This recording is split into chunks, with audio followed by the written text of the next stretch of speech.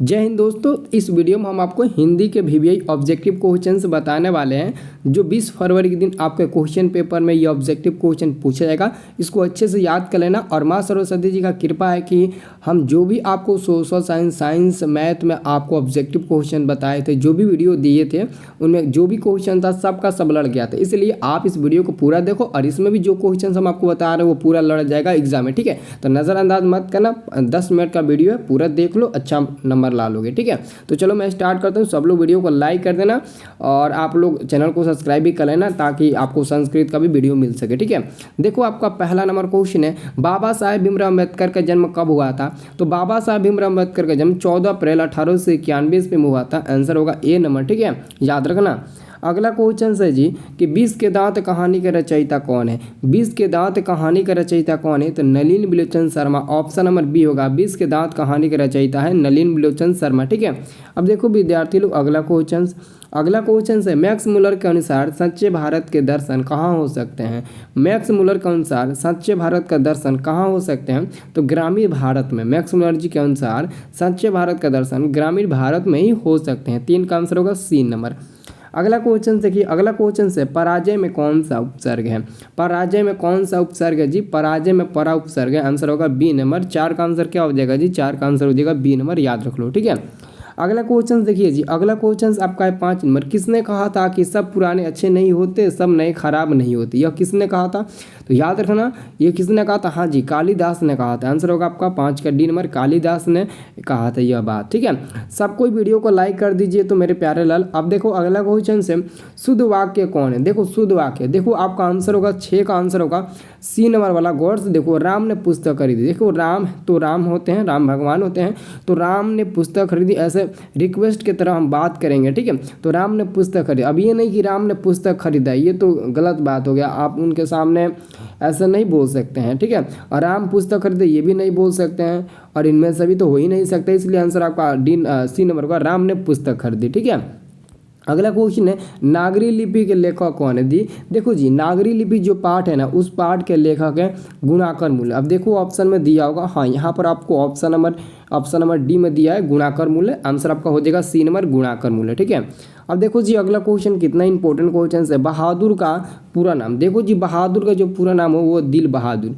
बहादुर का पूरा नाम क्या था जी? दिल बहादुर। ठीक है, अब देखो अगला क्वेश्चन, परिणामवाचक विशेषण है। देखो परिणामवाचक विशेषण को पहचानने का बेस्ट ट्रिक है थोड़ा सा, ज़्यादा, इतना, उतना, ये सब जितना आप कहोगे, मतलब कि नापे तौले में आपको दिखाई दे तो समझ लेना वो परिणामवाचक है। जैसे कि थोड़ा चावल दो, थोड़ा दाल दो, थोड़ा सब्जी दो, ठीक है, थोड़ा कढ़ी दो, ऐसे आप लोग बोलते हो या फिर जो भी शब्द आपको मिले तो समझ लेना वो परिणामवाचक है। ठीक है, अब देखो अगला क्वेश्चन आपका 10 नंबर क्वेश्चन को ध्यान से देखिएगा। ये क्वेश्चन आपके ऑब्जेक्टिव में भी 1 नंबर में भी काम आएगा, साथ में 2 नंबर में भी काम आएगा। क्योंकि क्वेश्चन पूछा परंपरा का ज्ञान किन के लिए आवश्यक है, तो आप लोगों का आंसर हो जाएगा ऑप्शन नंबर सी वाला का, जो लकीर का फकीर न होकर क्रांतिकारी साहित्य की रचना करते हैं। और 2 नंबर में पूछा जाता है कि परंपरा का ज्ञान किन के लिए आवश्यक है और क्यों, तो आप लोग यही उत्तर में लिख रहे हैं, जो लकीर का फकीर न होकर क्रांतिकारी साहित्य की रचना करते हैं, अक्सर उन्हीं लोगों के लिए परंपरा ज्ञान अति आवश्यक है। बस इतना लिख दीजिएगा, 3-4 सेंटेंस में हो जाएगा, आराम से पूरा फुल नंबर मिलेगा। और यही क्वेश्चन 2 और 1 नंबर में भी काम आएगा। ठीक है, अब देखो अभिनव किस नदी पर है? अभिनव किस नदी पर है जी? तो 11 का आंसर होगा अभिनव आपका किस नदी पर? रोने नदी पर है। आंसर आपका ए नंबर वाला ही हो जाएगा, रोने नदी पर है। ठीक है, अब देखो अगला क्वेश्चन से आपका 12 नंबर, मछली कहानी में किस वर्ग का जीवन वर्णित है?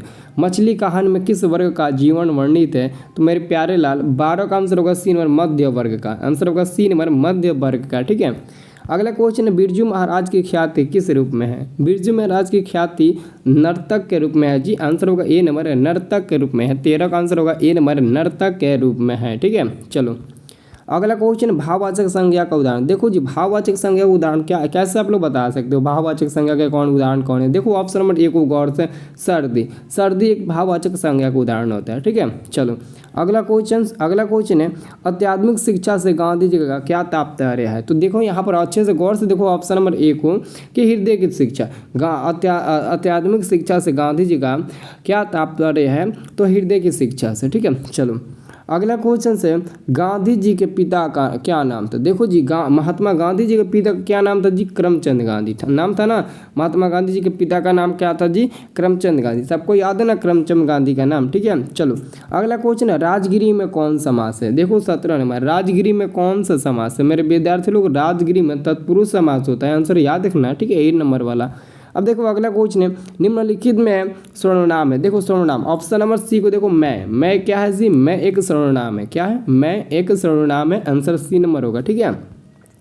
अगला क्वेश्चन आपका गुरु नानक किस भक्ति धारा के कवि है। मेरे प्यारे लाल गुरु नानक जो है ना वो निर्गुण भक्ति धारा के कवि है, आंसर होगा बी नंबर, ठीक है। आंसर क्या होगा, बी नंबर होगा, निर्गुण भक्ति धारा के कवि है।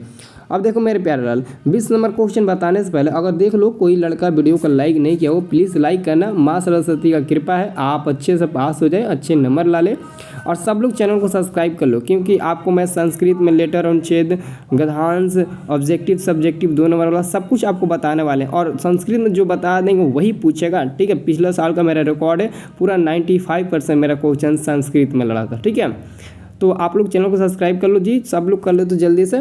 और माँ सरस्वती जी का कृपा है कि आप लोग अच्छे से पास हो जाए, ठीक है। चलो रसखान दिल्ली से कहाँ चले गए, दिल्ली से कहाँ चले गए थे, तो ब्रजभूमि चले गए थे, आंसर होगा सी नंबर, ब्रजभूमि में चले गए थे। सभी विद्यार्थी याद रखना ब्रजभूमि, ठीक है। अगला क्वेश्चन है शुद्ध शब्द है, शुद्ध शब्द क्या, ऑप्शन नंबर 1 को देखो प्रकृति। प्रकृति शुद्ध शब्द है, क्योंकि प्रकृति को हम लोग ऐसे ही लिखते हैं, यही ऐसे ही लिखते हैं ये प्रकृति को, इसलिए यह शुद्ध शब्द होगा, ठीक है। चलो अगला क्वेश्चन है परिश्रम में कौन उपसर्ग है। परिश्रम में आपको उपसर्ग बताना है, तो देखो ऑप्शन नंबर 1 को गौर से देखो, परि प्लस श्रम, ठीक है। परि और इसमें अगर हम श्रम जोड़ दें तो परिश्रम बन जाएगा, तो आपका पहला वाला क्या होगा, उपसर्ग होगा, दूसरा वाला आपका प्रत्यय हो जाएगा, ठीक है। चलो अगला क्वेश्चन देखें ना, अगला क्वेश्चन है हाथ खाली होना मुहावरे का अर्थ बताइए। हाथ खाली होना मुहावरे का अर्थ आपको बताना है, तो गौर से देखो, कुछ नहीं मिलना, हाथ से पैसा गिर जाना नहीं होगा। हाँ, पास पैसा ना होना हाथ खाली होना मुहावरे का सही अर्थ होता है। हाथ खाली होना मुहावरे का सही अर्थ होता है पास में पैसा ना होना, 1 भी रुपया ना होना, ठीक है। अगला क्वेश्चन अवकाश में उपसर्ग आपको बताना है। देखो जी अवकाश में उपसर्ग आपका अव होगा, क्यों होगा, क्योंकि अगर हम अव में काश जोड़ते हैं, तो अव में अगर काश जोड़ते हैं तो अवकाश बन जाएगा, और जो पहला वाला होता है वही आपका उपसर्ग होता है, ठीक है। चलो अगला क्वेश्चन हिरोशिमा किस देश में है, तो आपको पता है ना हिरोशिमा किस देश में, जापान देश में है। अमेरिका द्वारा हिरोशिमा जापान के हिरोशिमा पर ही पहला परमाणु बम गिराया गया था, ठीक है। आपको ये भी याद होना चाहिए। अगला क्वेश्चन से आपका 26 नंबर, मेरे बिना तुम प्रभु कविता का हिंदी रूपांतरण किसने किया। मेरे बिना तुम प्रभु कविता का हिंदी रूपांतरण किसने किया। 26 का आंसर होगा धर्मवीर भारती, आंसर होगा आपका सी नंबर वाला धर्मवीर भारती, ठीक है।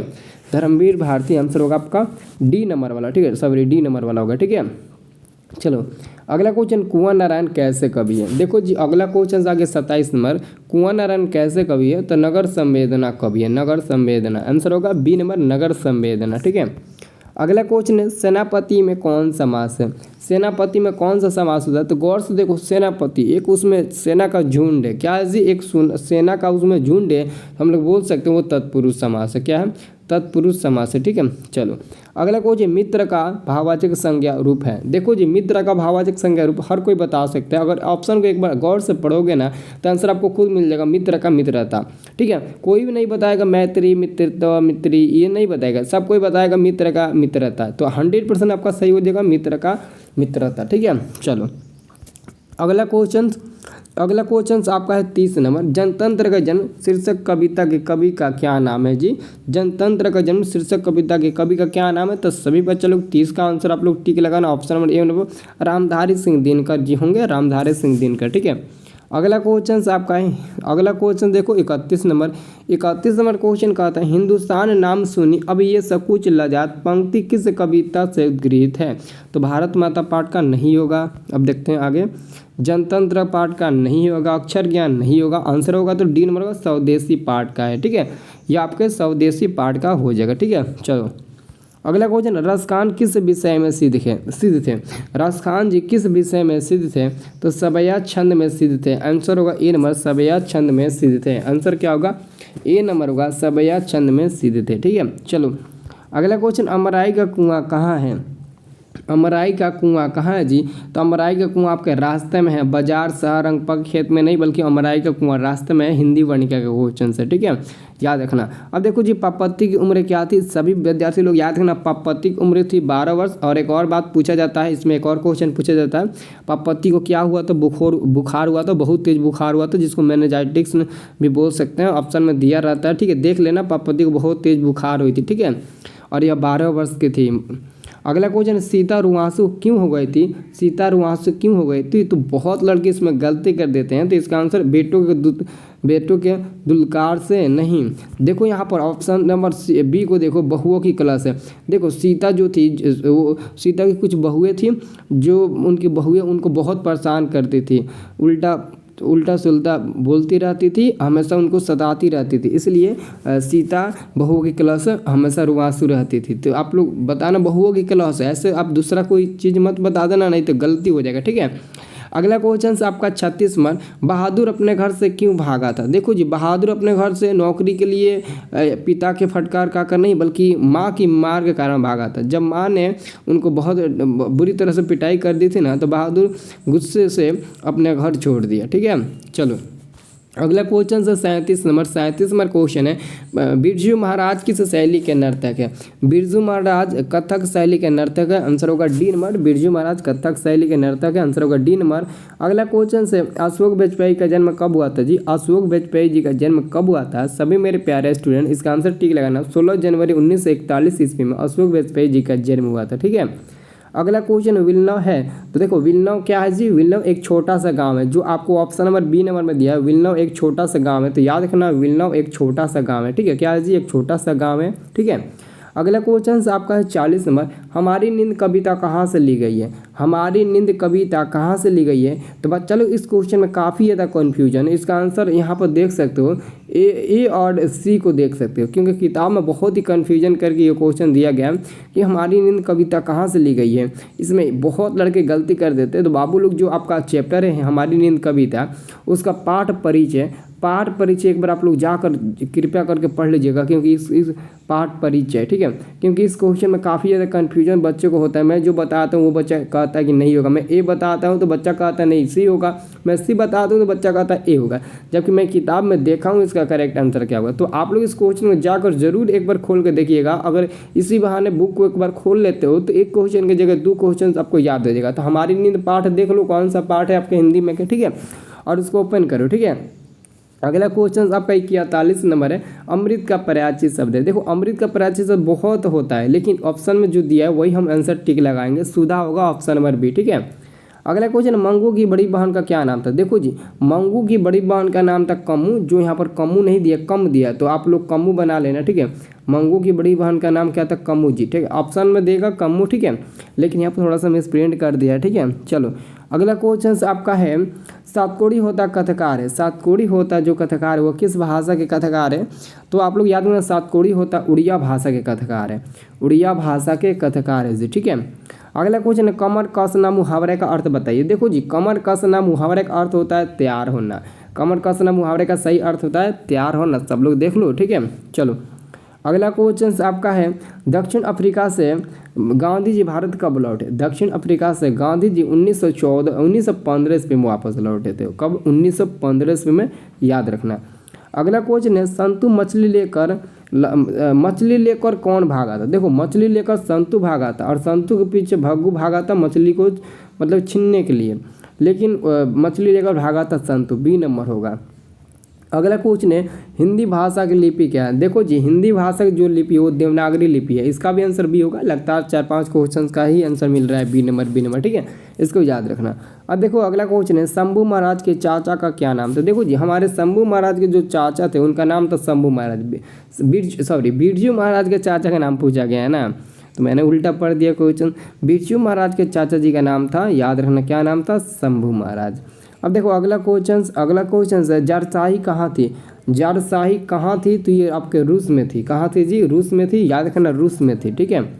अगला क्वेश्चन है, दोहा कोश किसकी रचना है? 50 में प्रश्न पूछा गया कि दोहा कोश किसकी रचना? तो सरहपाद जी की है, आंसर होगा बी नंबर, सरहपाद जी की है, आंसर याद रखना। अगला क्वेश्चन से, शिक्षा और संस्कृति किसकी रचना है?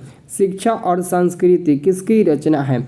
शिक्षा और संस्कृति हमारे महात्मा गांधी जी की रचना है। आंसर होगा बी नंबर, महात्मा गांधी जी की रचना है। अब देखो अगला क्वेश्चन से, भारत से हम क्या सीखे क्या है। देखो भारत से हम क्या सीखे जो पार्ट है वो भाषण है, इनकी लेक्चर है, उसको क्या बोल सकते हो आप, लेक्चर यानी कि भाषण बोल सकते हो। आंसर होगा सी नंबर। अगला क्वेश्चन, मैक्स मूलर को वेदांतियों का भी वेदांती किसने कहा था। तो हमारे स्वामी विवेकानंद जी ने मैक्स मूलर को वेदांतियों का भी वेदांती कहा था, याद रखना। आंसर आपका बी नंबर होगा। अगला क्वेश्चन, दधीची की हड्डी से क्या बना था। मेरे प्यारे लाल, दधीची की हड्डी से इंद्र का वज्र बना था। आंसर होगा ए नंबर, इंद्र का वज्र बना था। ठीक है, सब लोग याद रखना। ठीक है, अगला क्वेश्चन देखते हैं, श्रम विभाजन और जाति प्रथा के लेखक कौन है। श्रम विभाजन और जाति प्रथा पाठ के लेखक है भीमराव अम्बेडकर जी, जिनका जन्म 14 अप्रैल 1891 ईस्वी में महू मध्य प्रदेश में हुआ था और मृत्यु 1956 ईस्वी में हुई थी। ये सब आपको बता चुके हैं। अगला क्वेश्चन, मेघदूत का जर्मन में अनुवाद किसने किया। मेघदूत का जर्मन में अनुवाद किसने किया। तो 56 का जी आंसर क्या होगा, 56 का आंसर होगा आपका मैक्स मूलर, क्योंकि मैक्स मूलर का जन्म ही जर्मनी में हुआ था, तो उन्होंने मेघदूत का जो अनुवाद किया था वो जर्मनी भाषा में ही किया था। आंसर होगा आपका 56 का सी नंबर। अगला क्वेश्चन, मंगमा को किससे विवाह था। देखो मंगमा को किसके साथ लेकर विवाह था, तो अपने बहू के साथ लेकर विवाह था, क्योंकि 5 नंबर में क्वेश्चन पूछा जाता है कि मंगमा को अपने बहू के साथ लेकर किस बात का विवाह था। ये क्वेश्चन आपके एग्जाम में पूछा जाता है। ठीक है, लक्ष्मी के पति का क्या नाम था। देखो जी, लक्ष्मी के जो पति था उसका नाम था लक्ष्मण, जो कलकत्ता में नौकरी करता था। कहाँ, कलकत्ता में नौकरी करता था, याद रखना बच्चे, कलकत्ता में नौकरी करता था। अगला क्वेश्चन से, किस नदी के बांध के नीचे लक्ष्मी का घर था। तो देखो जी, देवी नदी के बांध के नीचे लक्ष्मी का घर था। देवी नदी के बांध के नीचे लक्ष्मी का घर था। सभी प्यारे लाल इसको याद रखना। अगला क्वेश्चन से, पार्वती बेहोश क्यों पड़ी। पार्वती बेहोश क्यों पड़ी थी। मेरे प्यारे लाल, मैंने बोला था ना, पार्वती बेहोश इसलिए पड़ी थी क्योंकि उनको बहुत तेज बुखार था। तेज बुखार के कारण ही पार्वती बेहोश पड़ी थी। तो मेरे प्यारे लाल, जितना भी हम आपको क्वेश्चन बताएं, अगर उसको एक बार याद कर लेते हो, रट जाते हो ना, रट लेते हो, तो समझ लेना कि आपका मैया पार हो जाएगा। और माँ सरस्वती का कृपा है हम लोग के साथ कि हम लोग का मैया पार हो जाएगा। ठीक है, तो एक काम करो, वीडियो को लाइक कर दो सब लोग, और जो लोग चैनल को सब्सक्राइब नहीं किए जल्दी से कर लो, क्योंकि आपको और वीडियो मिलेगा, वही वीडियो मिलेगा जो एग्जाम में आपके क्वेश्चंस आने वाला है। ठीक है, तो फटाफट लाइक करो, सब्सक्राइब करो और शेयर करो वीडियो को। ठीक है।